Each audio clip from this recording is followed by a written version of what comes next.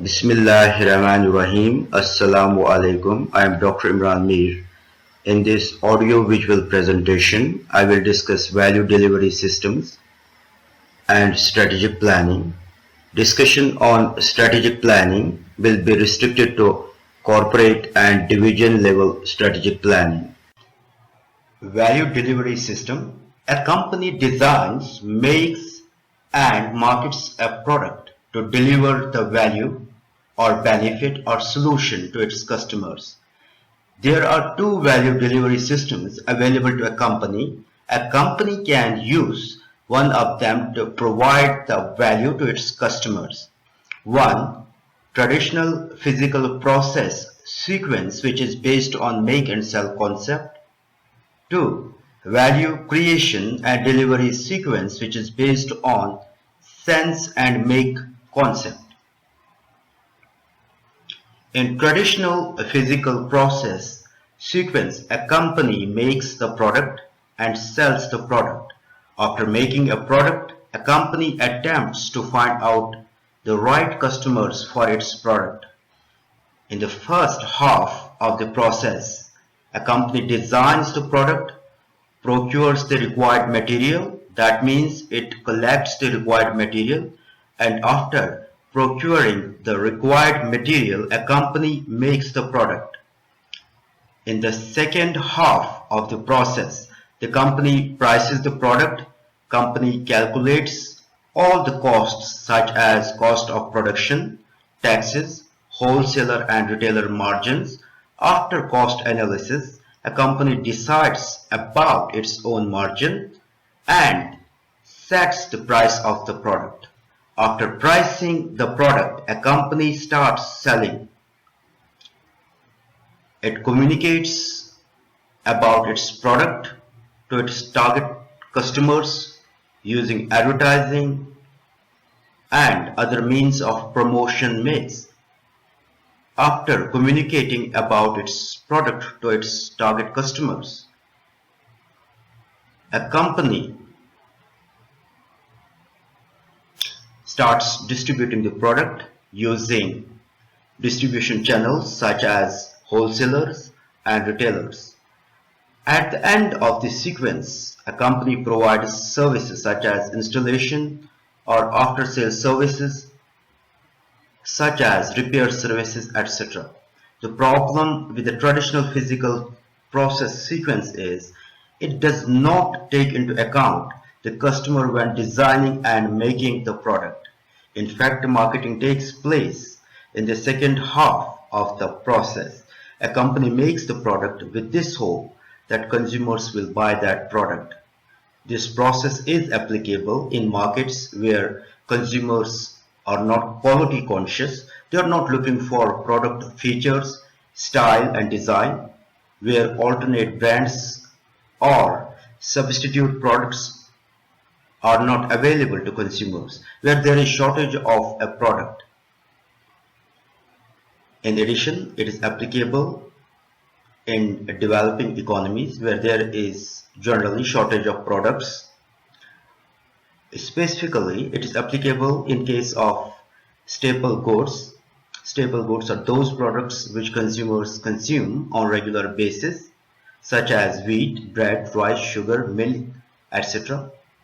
Even if a company does not ask consumers for their preferences when producing staple products, consumers are going to buy them because they are related to their basic needs. They are related to their survival. 2. Value creation and delivery process. It's a modern customer value delivery system. The company which applies value creation and delivery system makes a right kind of product for its customers. In the first half of the value creation and delivery sequence, a company identifies different market segments by applying market segmentation procedure. After identifying market segments by applying target marketing procedure, the company selects or targets one or more than one market segment or customer groups for whom it decides to make the product. For instance, a shoemaker using market segmentation based on age variable identifies school-going children, teenagers, adults, mature and old agers, customer segments or market segments. For instance, if the shoemaker decides to make the product or shoes for teenagers, then teenagers are its target market. After selecting a target market based on the analysis of target customers' needs and characteristics, a company develops value proposition, a set of benefits that it intends to deliver to its customers in the form of a product. Through positioning, a company places those benefits or value in target customers' mind. This process is known as value positioning. After choosing the value, the second half of the value creation and delivery sequence starts. In the second half, a company starts product and service development.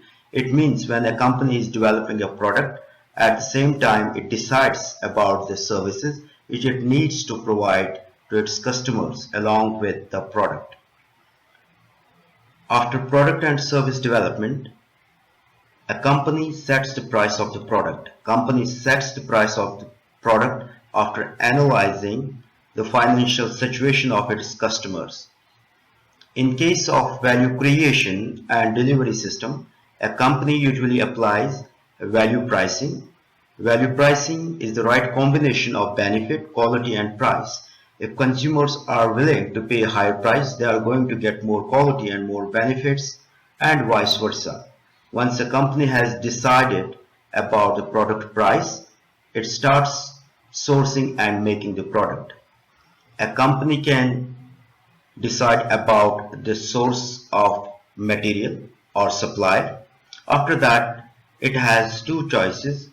It can either make product itself, or it can outsource the production activities to other companies which can make the product better and at a reasonable cost. For instance, Nike only designs and brands products. It outsources production activities to other companies. After making the product, the company starts distributing the product using distribution channels such as wholesalers and retailers. Along with distribution, a company starts providing services to its customers through customer service centers or other means that it has already decided. In third half of the process, a company communicates customers about product by using sales force, sales promotion and advertising. The distinctive characteristic of value creation and delivery sequence is that it starts with consumer and it ends with consumer. It is applicable in situations where consumers are quality conscious, where alternate brands and substitute products are available to consumers. In addition, it is applied in developed economies where there is no shortage of products and many or lot of alternate brands and substitute products are available to consumers. Strategic planning. A company generally develops three types of plans: annual plans, long-range plans, and strategic plans. A company prepares annual and long-range plans to deal with its current businesses and how to keep them running. In contrast, the strategic plan involves adapting the company to take advantage of the opportunities taking place in its constantly changing environment. Strategic planning is conducted to provide the future direction to the entire enterprise. That is, how a company can take advantage from the opportunities taking place in its marketing environment by leveraging its resources, strengths and capabilities. Most large companies such as Unilever, Procter & Gamble, Pepsi Cola consist of 4 organizational levels: corporate level, division level, business unit level, and product level. Corporate level or corporate headquarters is responsible for designing a corporate strategic plan to guide the entire enterprise. It makes decisions on the amount of resources to be allocated to each division. In addition, it makes decisions on which businesses to start and which businesses to eliminate. Each division establishes a plan that covers the allocation of financial resources to each business unit within the division. Each business unit develops a strategic plan to carry that business unit into a profitable manner. Finally, each product level develops a marketing plan for achieving its objectives. Corporate and division strategic planning. Some corporate headquarters give their division management freedom to conduct strategic planning for their divisions, while others do the job themselves for their divisions. A corporate headquarters is responsible for undertaking 4 activities. It is responsible to define corporate mission. It is responsible to establish strategic business units. It is responsible to assign resources to each business, and it's responsible to assess growth opportunities. A corporate headquarters is responsible for defining corporate mission. Corporate mission is usually defined in the form of a statement which is called mission statement. A mission statement is the statement of company's purpose that indicates what it wants to accomplish in the larger marketing environment. A good mission statement is the one which reflects a company's vision, seemingly impossible dream that provides direction for 10 to 20 years. Besides this characteristic, a good mission statement has following characteristics. It focuses on a limited number of goals. It does not claim too much, like a statement that we want to provide the highest quality products at lower price, offer the most services, and make the product available everywhere. It reflects company's policies. When a corporate mission statement reflects company's policies, that is, rules and regulations, it limits the discretionary power of its employees, especially if company is operating globally in different geographic areas. For instance, if a multinational company's mission statement reflects that customer is our priority, its employees in different geographic locations will give customer priority. A good mission statement defines company's competitive spheres within which the company will operate. For instance, some companies operate only in one industry while others operate in more than one industry. A good mission statement takes a long-term view. That means management should change or update the mission only if it ceases to be relevant. Generally, a company changes or updates its mission statement when it adds new and diverse products and businesses into its business portfolio. If the existing mission statement does not represent company's new businesses, it needs to change or update it. Finally, a good mission statement is short, memorable, and meaningful. For instance, the corporate mission of the Google Corporation is to organize the world's information and make it universally accessible and useful. It's also suggested that instead of defining its mission, a company should define a 3 to 4 word corporate mantra, such as Nike's brand mantra: authentic, athletic, and performance. Once corporate headquarters has defined corporate mission, the second activity it undertakes is to establish strategic business units. A corporate headquarters has many options available to define company's businesses. For instance, it can use product definition of business, it can use market definition of business, it can use target market definition of business, it can use strategic market definition of business. Often companies define businesses in terms of products.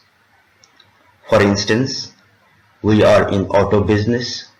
However, product definition of a business has some limitations. Product definition of a business defines business as a good producing process. Products and technologies change over time.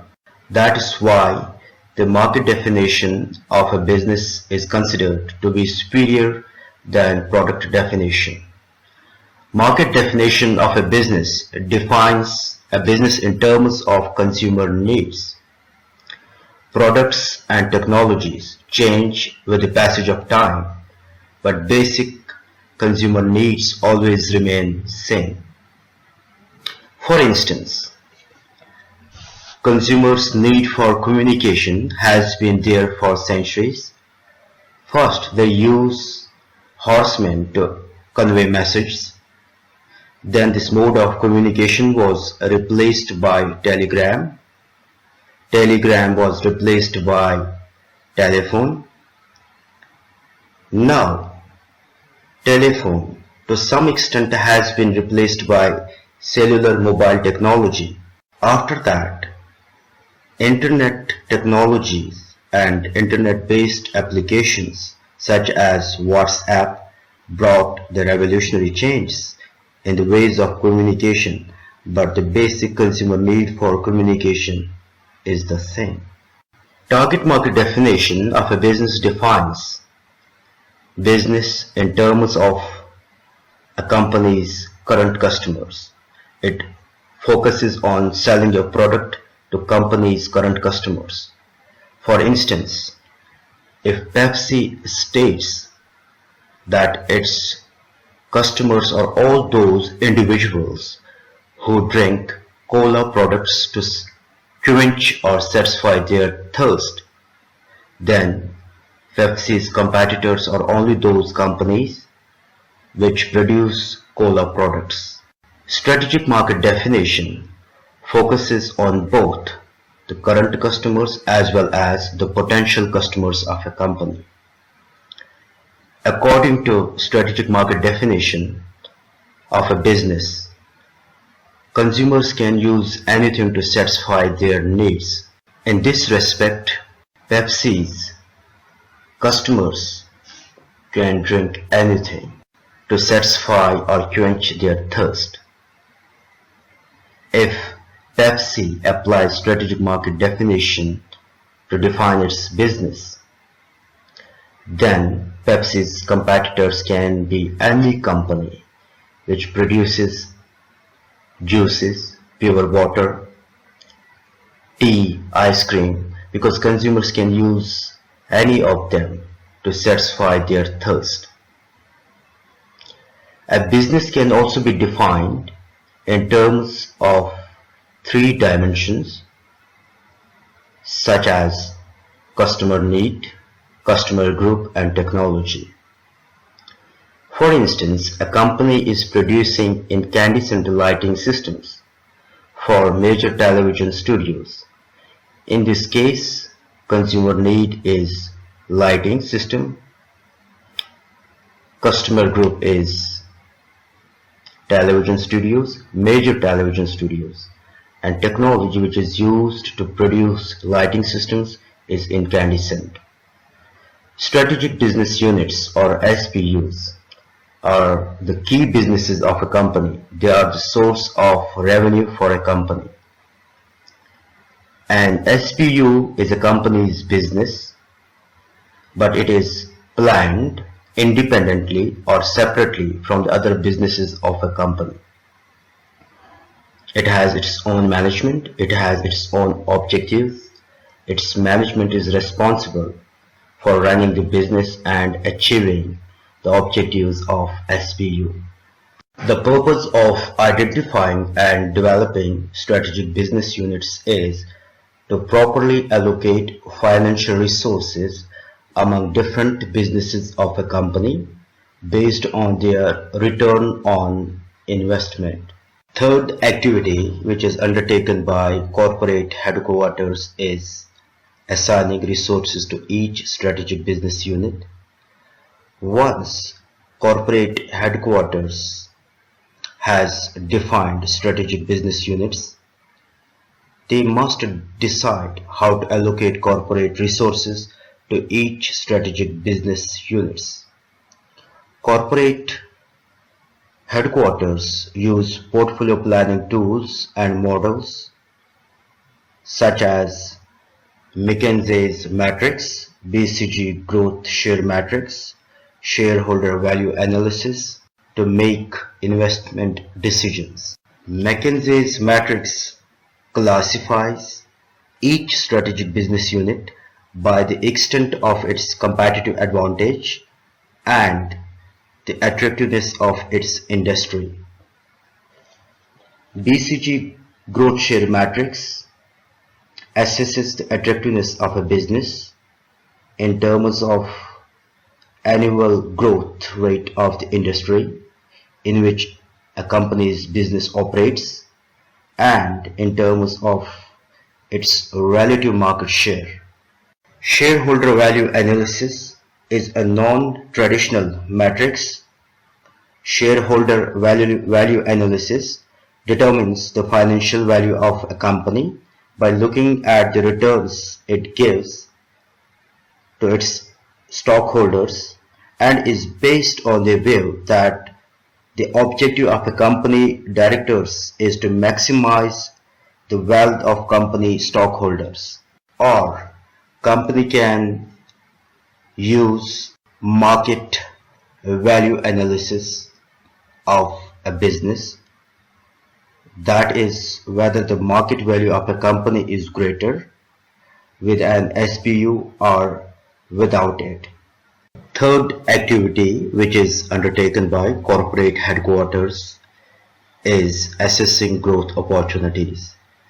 Assessing growth opportunities include planning new businesses and terminating older businesses. If there is a gap between future desired sales and projected sales, corporate management will need to develop or acquire new businesses to fill it. The gap between future desired sales and projected sales is known as strategic gap. Corporate management has three options available to fill strategic gap. They can apply intensive growth strategy, they can use integrative growth strategy, or they can apply diversification growth strategy. In case of intensive growth strategy, corporate management will review and improve existing businesses of the company in order to identify growth opportunities. A useful model or framework for detecting new growth opportunities is known as product market expansion grid. Product market expansion grid considers strategic growth opportunities for a company in terms of its current and new products and markets. Product market expansion grid offers 4 growth strategies: market penetration strategy, market development strategy, product development strategy, and diversification.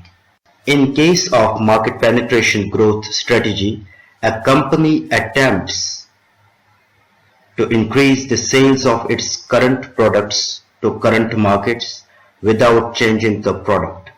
For instance, a company can decrease the price of its current products, which may lead to increase in sales, or company may offer more incentives or benefits in the current products to current markets. It may improve company's sales. In case of market development strategy, a company identifies or develops new markets for its existing products. For instance, Johnson and Johnson introduced its baby lotions and shampoos to new markets such as mothers and adults. Johnson and Johnson wrote on the packaging of its shampoo and lotion products that besides babies, mothers can also use them. In case of product development, a company offers new or modified products to its existing customers or markets with this hope that it may increase sales. In case of diversification strategy, a company offers new products to new markets. If intensive growth strategy does not help corporate management in filling the strategic gap, corporate management may apply integrative growth strategy. It may acquire the business of its supplier, which is known as backward integration, or it may acquire the business of its competitor, which is known as horizontal integration. For instance, recently in Pakistan, Moblink Jazz acquired the business of its competitor Bharat Telecom. Or corporate management can use forward integration by acquiring the business of its distributor. If integrated growth strategy fails to help corporate management to fill the strategic gap, corporate management may apply diversification strategy. In case of diversification growth strategy, a company has three options available. It can apply concentric diversification. In case of concentric diversification, a company may start or acquire a new business that has technological or marketing synergies with its existing products or businesses, but may appeal to a new group of customers. For instance, after 7up, Pepsi launched Mountain Dew, which is technologically relevant to its existing product 7up, but it appeals a new group of customers, which is known as teenagers. A company can use horizontal diversification. In case of horizontal diversification, a company develops or acquires a new product or business that is technologically unrelated to its current product lines or businesses, but it may appeal to its current customers. For example, Pepsi launched Lay's, that is technologically unrelated to its current businesses, but it appeals to its current customers or markets. Third, a company may use conglomerate diversification. In case of conglomerate diversification, a company starts or acquires new businesses that have no relationship with its current technology, products, or markets, such as Tata Corporation uses conglomerate diversification. It has developed different businesses